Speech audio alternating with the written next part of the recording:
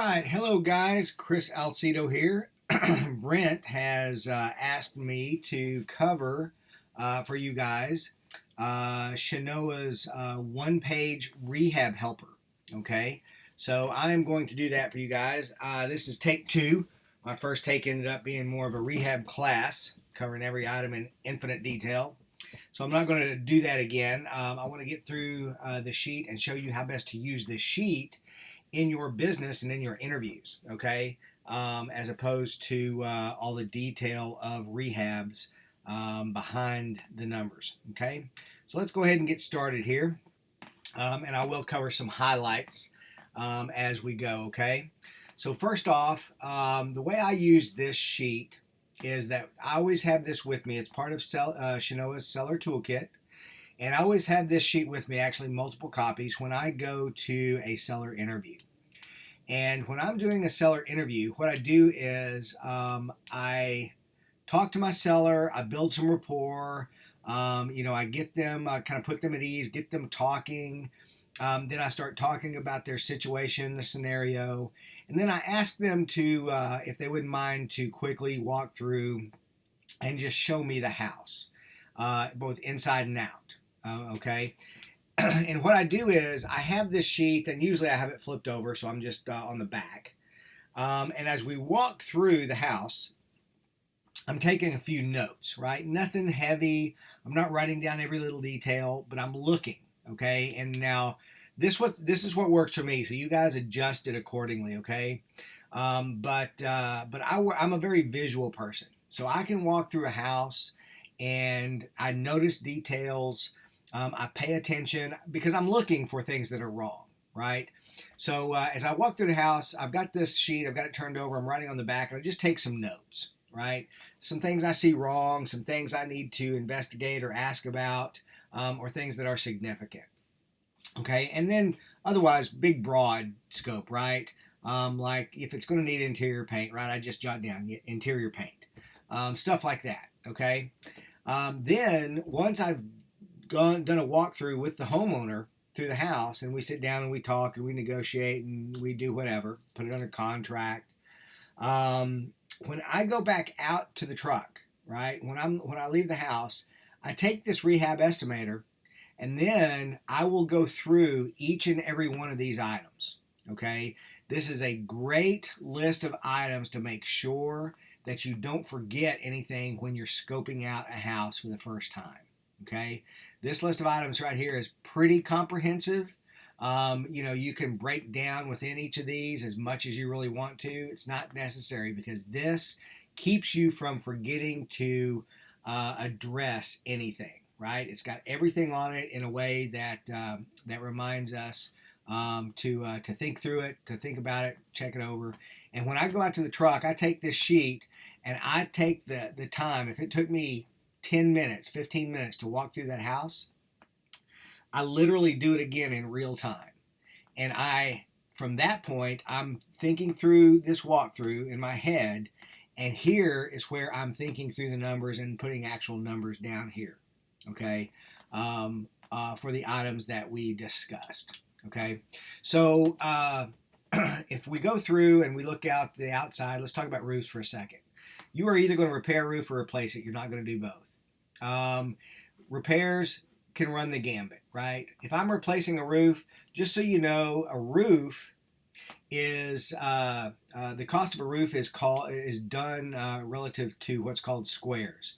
One square is a 10 by 10 square foot area. Okay, so if a house needs 10 squares, then it's going to be 1,000 square foot roof. Okay, and so a square is typically, depending on the quality of shingle that you're laying down, anywhere from 100 to 150 dollars a square foot average. Okay, that's going to be the typical for your average 1,800 square foot, 3 bedroom, 2 bath home. Okay, 100 to 150 dollars a square. So let's say it's you've got I don't know 1,000 square feet. That's 10 squares at 150 dollars a square. That's 150 times 10 squares. That's $1,500, right? So that's probably going to be about half, a little less than half of that typical roof, right? Just so you kind of get an idea. A typical roof is, going to be a couple hundred squares, a little more, and like I said, 100, 150 a square, or I'm sorry, 10, 20, 25 squares. And it's going to be $100 to $150 a square. Okay, so that's roof. This is a good range here. 3,500 actually is probably closer to 4,000. 4 to 6, 6,500 is a pretty good range for your typical house. Okay, let's talk generally about electrical real quick. First thing I want you guys doing when you go into a house on electrical is I want you to find the breaker box. When you're looking, as you go through the house, just make sure you ask where is the breaker box, and when you get to it, make sure you look at it. One of the things you're looking for is to see whether it has a Federal Pacific breaker box or not. Okay, houses, I think between, I don't remember, 65 and 85 or something like that.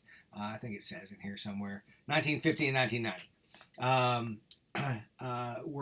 A lot of homes were built with Federal Pacific breaker boxes. Federal Pacific had a recall. They actually didn't have a recall. They should have had a recall. A bunch of bad breaker boxes. They determined that 1 in 4 of their breakers are defective.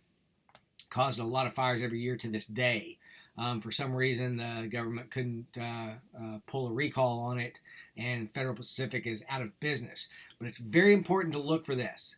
If you have a Federal Pacific breaker box, it'll a lot of times say Federal Pacific. It will say right here, you'll see this on the inside. It says stab lock. Okay, that's the type of breakers they have, stab lock breakers. And the telltale sign of a Federal Pacific, you see these breaker tabs. These are your circuit breakers. They have red tabs on the end. Okay, telltale sign of a Federal Pacific circuit breaker. If so, you're probably going to be spending about $3,000 on average to have that replaced. Okay, and even if it's in great shape, just know that it is defective. Okay, so just be aware of those. Replacing the box, 25 to 3,500, right in the range. Aluminum wiring, something real quick on aluminum wiring. Don't be afraid of aluminum wiring. It's one of those things where I use it as, when I hear aluminum wiring, I see dollar signs, because aluminum wiring can be fixed. You don't pull all new wiring, but you pigtail to it. That, or you have to have fixtures, breakers and switches, and light and all kinds of light fixtures, electrical fixtures, that are made for aluminum wiring, which are super expensive. But you can pigtail copper to it, but it costs you about $10 a plug or switch. Okay, so if you have 150, let's say you had 150 plugs and switches in a house, which you might sounds like a lot, you'd be surprised. 150 times 10, $1,500. And we're talking aluminum wiring, $2,000 to $3,000, right? So that would include everything on all the fixtures. This would just be if you had 150 plugs and switches, but you can fix that, right? It's not a catastrophic issue to have aluminum wiring. Just be aware of it and know that it has to be addressed, okay? GFCIs, nobody can screw up a GFCI circuit line like I can. That's why I pay electricians to do the work instead of me. Depending on the circuits that you're replacing for GFCI and what you need protected, 500, 750 would be a pretty good range just for GFCIs, right? Plumbing. Okay, so plumbing, and don't forget to write down, folks, your best case, worst case, right? Like, for example, if I was just ballparking that aluminum wiring, if I knew for a fact it had aluminum wiring, there was a plate off, or a lot of times I have a screwdriver and a flashlight with me, right? And I ask if I can take the plate off and look. Because if it's aluminum wiring, you need to know. And I go from the perspective of not, hey, this is aluminum wiring, I can't pay you as much. I go from the perspective of, hey, this is not aluminum wiring, I can pay you more, right? And then I'm going to give them what I'm going to give them traditionally. But I keep it positive and find out about the wiring. But best and worst case scenario, right? My best case scenario, I've got, fewer than 100, 150. It's going to cost me $1,000. My worst case scenario, I've got a lot plus fixtures, and it's going to cost me, all that 2,500. Electrical can get kind of expensive, and you definitely want to do it right, right? So best and worst case scenario, make sure you put those in, and are addressing, both ends of the spectrum there. If you're looking at the property as a rental exit, you may or may not know this may be something to consider. This is going to come into play when you have paint or bathroom rehabs, right? Because my rental bathroom rehabs is going to be a lot cheaper than my best and worst case flip rehabs, bathroom rehabs. Okay, so anyway, just something to consider. Plumbing. Plumbing is something that is mostly addressed, at least here, main lines and under house, when you do foundation work. Okay, when you do foundation work, a good foundation company is going to do or arrange for a pressure test themselves as part of the foundation work, because they want to tell you if their foundation work did any damage. They aren't going to be responsible, because you're going to sign a waiver that says you understand that lifting the house could damage the plumbing and you accept that risk, right? Rarely have I actually had that problem, but my foundation guys know the tolerances they can go to and don't over leverage a house or try and get it too perfect. They know how much they can move what parts without damaging the plumbing in most cases. Okay, this is not an unreasonable range. If you're talking about under the house where you have to tunnel under or dig through the concrete, then you are talking upwards of $8,000 easy. Okay, if you're just tunneling, or if you're talking a main drain line from the house to the main, you're in the $3,000 to $4,000 range most likely. Okay, exterior paint. $2 a square foot is almost a dead-on accurate proposition. Okay, now this is $2 a square foot for your house size. So in other words, my house is in Flower Mound is 2,450 square feet. Let's call it 2,500. So it would not be unreasonable at all to pay $4,000 to $5,000 to have my house painted on the outside. A lot of stuff comes with that, right? A lot of caulking, sealing, any wood rot repair. Hopefully your painters are doing all that stuff. Okay, $2 a square foot, great price range. Replacing wood rot and siding, just kind of bid it out. Pretty good range here, unless you're having to replace all the siding. Landscaping, $900 a tree. Pretty accurate if you're removing a tree of any significant size. I've taken down several trees myself, not worth it. Okay, I've got 5 trees, actually 1 tree in my yard, a great big one in front, but I've got 4 trees in the back that are actually in my neighbor's yard, but they're right on the fence, and they spread across both our yards, like half of it's mine, half of it's his. I usually pay between $1,200 and $1,400 to have all those trees trimmed up and hauled off.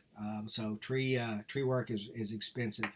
If you can bid it out, get it cheaper, do it. Okay. Debris removal, landscaping, other stuff like that. Landscaping is expensive too. You're not going to do a whole lot of updating on your landscape for $300 to $500, but you can definitely get your beds reworked and have it looking better.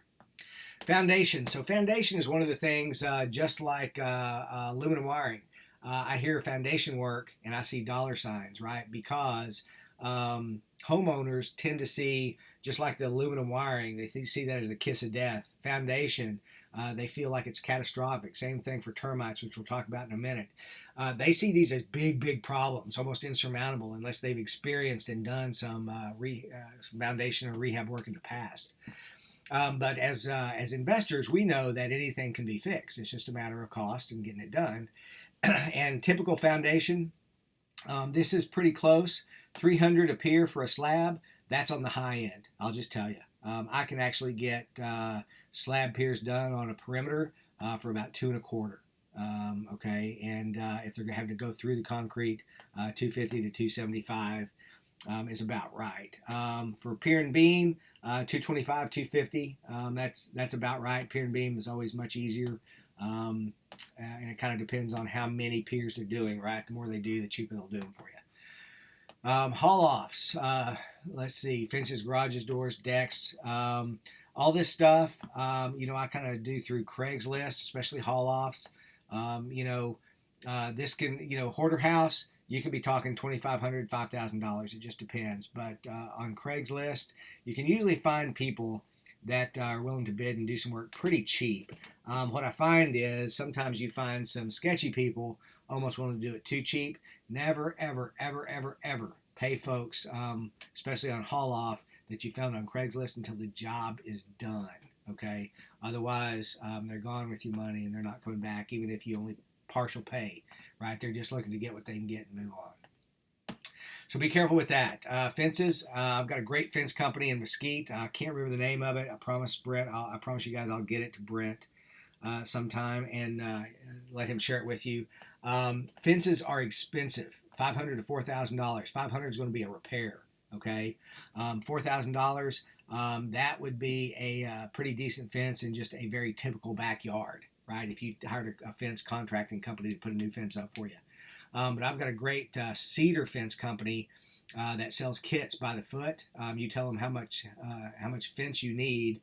My backyard, I need 175 feet of perimeter fence with one gate. Then they'll just set you up with an entire kit for that distance, including the gate hardware, all the hardware, the metal poles, your planks, your support 2x4s, everything, material-wise, bolts, nuts, wraps, everything. And I put a new fence up around a property for about $700, about $800 including labor for two guys to work on it all day. And it was a great deal. It looked great. Brand new cedar fence. Cedar, it wasn't the prettiest refined fence, but compared to the neighborhood and what was around it, it looked fantastic. So always look for the deals and discounts when you're looking at these numbers and bidding stuff out, okay? Let's see, garage doors, decks, you guys know how to kind of bid that out. Termites, let's talk a little bit about termites, okay? Termites, treatment and repair, two distinctly different things. Your repair is simply repair, right? You're going to tear off the sheetrock. You're going to have a contractor, a carpenter, tear out the bad wood, replace with the good wood, right? I replaced a floor sill and a bunch of lower portion studs all along the wall, right? I thought it was just up one column. I had some termites. We tore into it, and it ended up being that entire wall was termite ridden, at least on the lower part, right? And still, it only cost me like $300 for the carpentry work to have all that wood replaced, and they even had to jack up some of the stuff to get the wood in because it was under 3 windows. So they had to rework the support under the windows, and $300 for the carpentry work, and of course then we had to have the entire wall re-rocked, tape bedded and textured. The whole thing still was less than $600, right, for an entire wall with 3 big windows in it. So repair is one thing, okay? Again, make sure you're looking at your worst case scenario and your best case scenario, whatever that might be. And hopefully you guys can come closer than this, right? To be honest with you, a best case scenario, if you're just looking at the outside of the termite, this might be reasonable, right? You see termites, and I'll give you a big hint. Do not go and disturb those termites. If you see active termite tunnels, live termites, get an exterminator, right? Don't mess with them. Because all you'll do, there's no way you're killing them, even with the over-the-counter stuff. All you're going to do is push them to a new area, and now you've got termites in a bigger area, okay? Trust me, been there, done that. With regards to treatment, let's talk about treatment. Termite treatment, again, one of these places where, oh my gosh, your house has termites. I've done a couple houses with termites, and it's really, really bad. It's expensive, but I tell you what, since I've done it before, I got some experience. I know what to expect. I'm still willing to buy your house, and I'll take it on. And here's the price that I can do this at. And I hit it for a big discount on termites, right? Several $1,000s. Truth is, termite treatment. If you are treating a localized spot, let's say under one window, you might get it done for $100. Probably not. Right, this minimum number these days is probably going to be closer to $250 in the Dallas area. Right, it costs you $100 just to get a termite guy to come out who's going to treat. On the top end, so let's say 250 localized treatment on the top end, right? Let's say I've got termites around several portions of the house or several different spots. I've got to treat the whole house, and I not only have to treat it, but I have to bait it, which means they have to put bait stations around the outside of the house, and they'll come back and fill those stations on certain intervals. Okay, they plug them deep down into the grass, and they have a little cap on them. You may have seen them; they're little green circles. Do not be mistaken; those are not water sprinklers. Those are termite bait stations. And for that, you're going to pay anywhere from $750 to $1250. Probably for a whole house treatment. Okay, so I'm going to call whole house treatment $1,000. Right, the last one I did wasn't a big house at all. Very typical. Had termites. In fact, it was the one that cost us for the $600 wall. I had termites in several other areas. Really, all we had to do was kind of treat them, brush them off, a little texture, and paint. Right, they didn't really do much damage other than that one wall. But it cost me $1,100. I think $1,125 on that deal, right? Whole house perimeter, whole house treatment. So that's that. Doors. Just be aware you've got several kinds of doors. These are exterior doors, right? Your front doors, your side doors. That's exterior. $350 to $550, typical range. Really nice doors, you're talking $750 to $1,500, right? A much higher end home. French doors, that's about right, $700 to $1,500 depending. I replace a lot of sliding glass doors with French doors. Let's see, windows. This is $100. That is your glass only. Okay, that is reglazing for glass only, and so when you have a fogged window, right, and you have to replace the glass, they don't change the window frame or the casing or anything like that. It is just the glass, and that's dead on, $100 a window.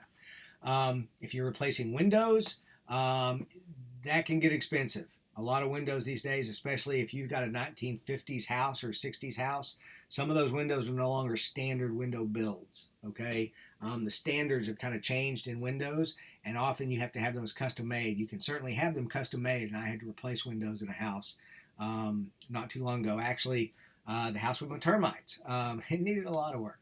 That house took, I think, we actually didn't replace the windows. The folks got a loan, conventional loan, but we gave them a credit to replace all the windows, and we ended up giving them a $1,700 credit, which they had it bid out, and that was the replacement cost for just standard builder grade windows. Okay, driveways. Let me just tell you, concrete work's expensive, so be careful about that. Bid it out with multiple bids. Right. Again, good place to have your minimum. 500.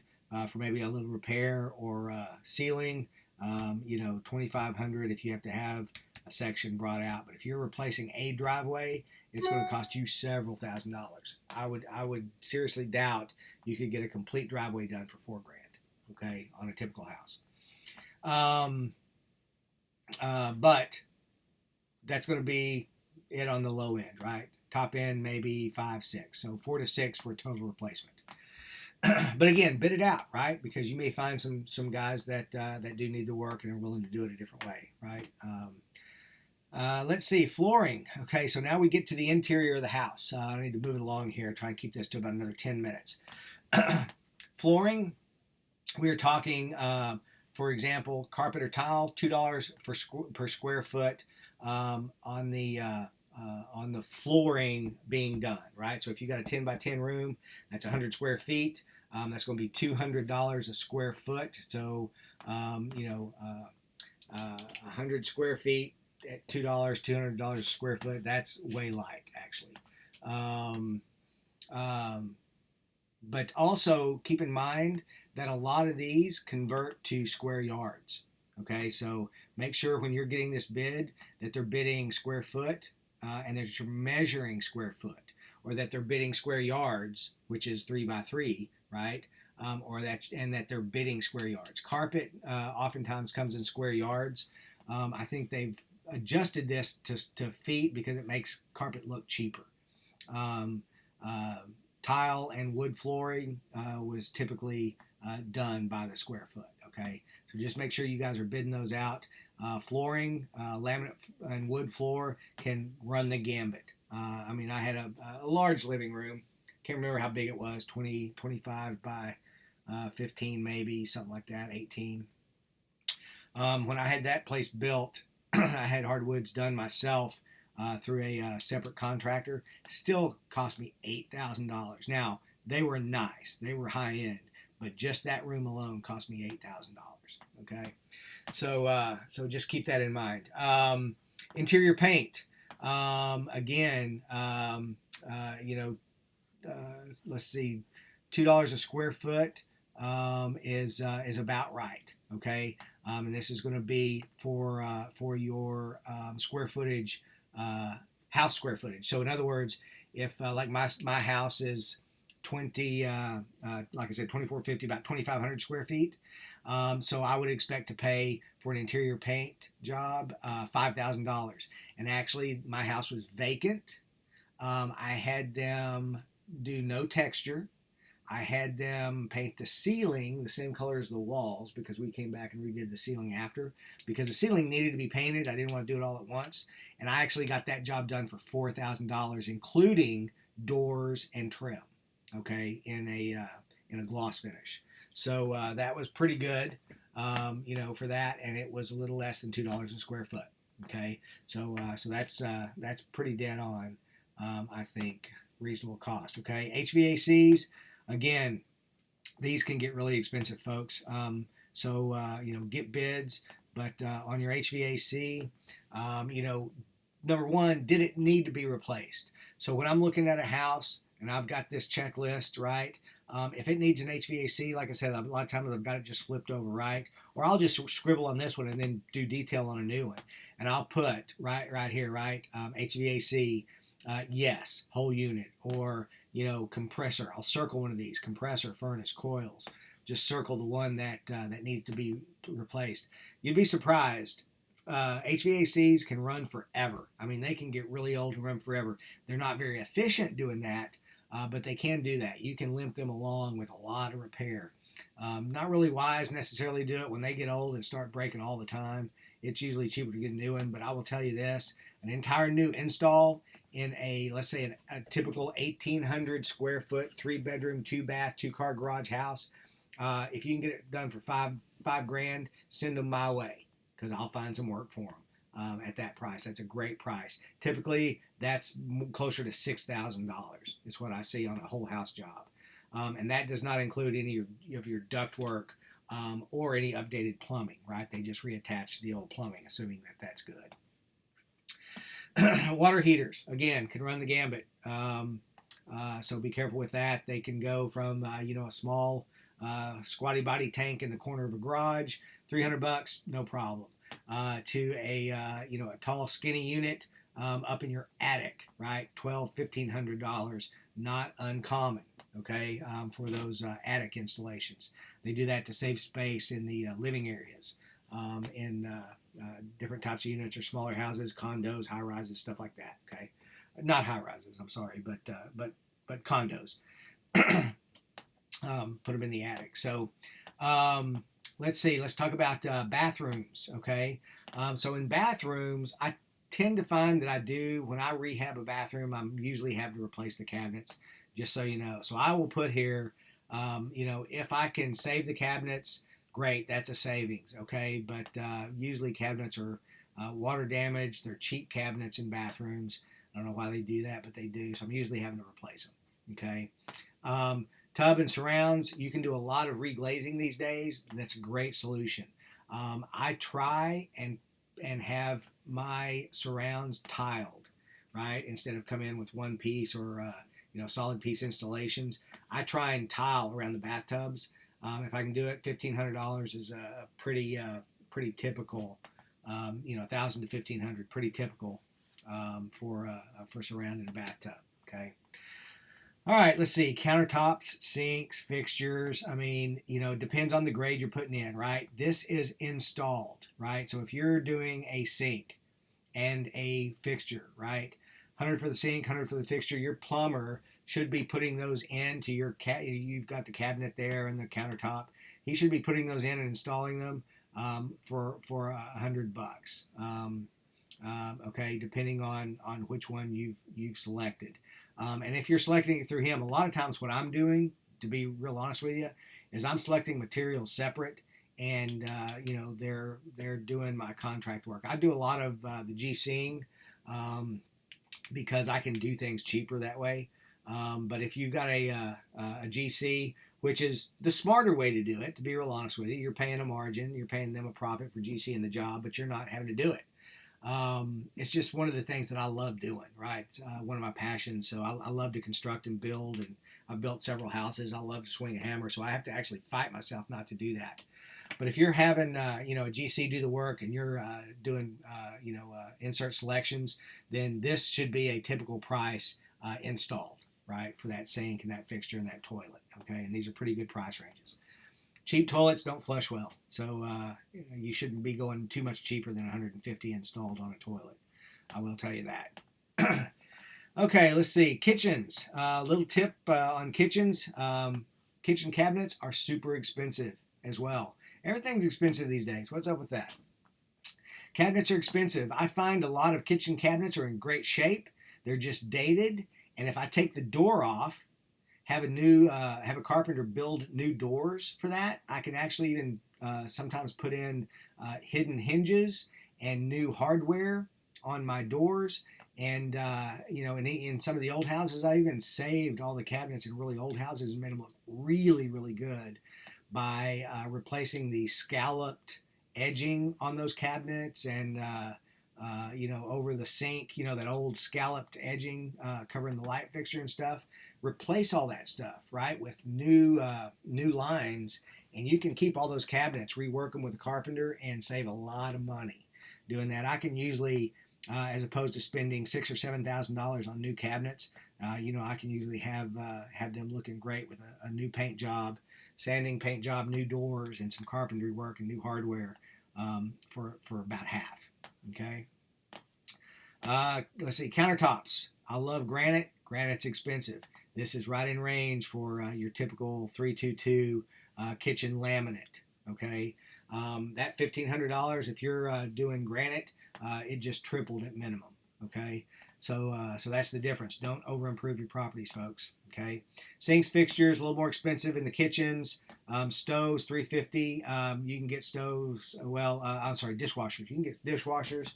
$350 to $400 all day long. Don't pay much more than that. Even pretty good looking ones, right? Nice ones.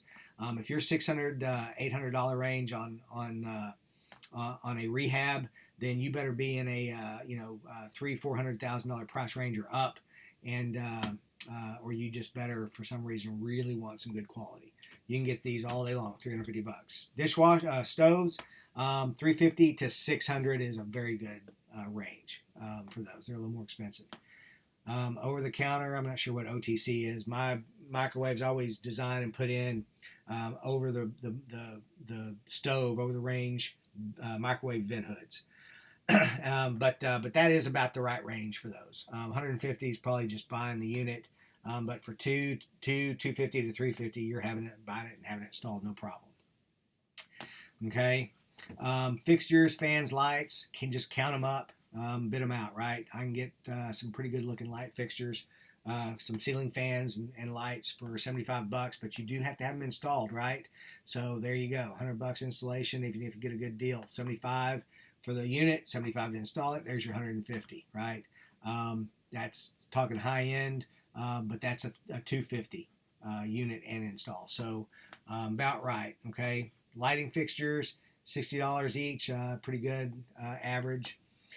Doors, let's talk interior doors real quick. We've got here 100 to 250, right, for your typical and high-end range, 100 to 250. Let me tell you something about interior doors. You can buy really good-looking interior doors, 6-panel doors, anywhere from $40 at some of the surplus places to $60 to $80 a piece at Lowe's and Home Depot. One of the things I almost always do with my rehabs especially if the house is an older house, is replace all the interior doors. Makes it a total different look, and it's actually very cheap to do considering. Okay, so just keep that in mind. Sheetrock, I'm terrible at sheetrock. I'm also terrible at bidding it. But you can patch it, you can replace it. We've talked about, did we talk about popcorn removal? Whole house popcorn removal, very typical right here, 15 to 2,500. They've got to soak it down, and they scrape it and clean it all up, and you have to have that taped in bed and textured, right, and then repainted on your ceilings. The only problem you'll have is if you've got popcorn that's been painted over. That can be a problem. It's very hard to get off sometimes in the dry state, and the paint oftentimes won't let water soak through it. So you got to be real careful about that. It can become a real mess. Be difficult to deal with. Wallpaper removal, just do it. Don't paint or texture over wallpaper. You will be sorry. It oftentimes just starts falling off, messing up before you even get your house sold. Don't go that cheap, people. And this is probably a pretty good range, about $1 a square foot on the wall is what we're talking here to remove that stuff. Let's see, hardware, lock sets, pretty standard. Yes. Exterior, you can get standard exteriors for a good bit cheaper than this, right? 75, anywhere from 75 to 125 on your standards. This is definitely high end, right? If I'm putting a $500 lock set on a door, it's a front door schleg. It's a big giant wooden door with a big giant beveled glass mirror in it, or a window and all that good stuff, right? Cleaning, fireplaces, and insulation. So your final cleaning, typical, I pay about $150. I just paid one for $185, but that included them cleaning the carpets. So that wasn't bad at all. Your fireplaces, be careful with inserts. If you've got, the firebox inserts, try and check out the chimney and make sure that you don't have a creosote buildup. I've dealt with chimney fires in properties with those cheap little firebox inserts. Right.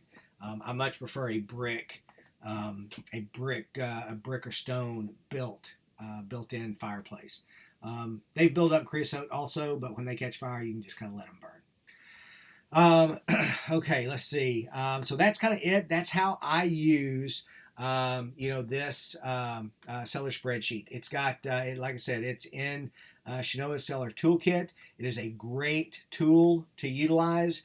Like I said, I take these numbers and I go through in detail, and I put these numbers in as I walk through that house a second time. Then I take this sheet and I work it into in-depth in my analysis sheet. Once I've bought a property, I am taking all these numbers and converting them over into my analysis spreadsheet.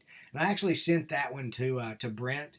It's a analysis spreadsheet that I have that I really like. It kind of combines a lot of different things, and it is very close to Shinoa's analysis sheet, which I also use. I do both of them together almost always, and they're within 1% to 2% of each other on an error variance. So I'm very comfortable with both those spreadsheets. I like it a lot.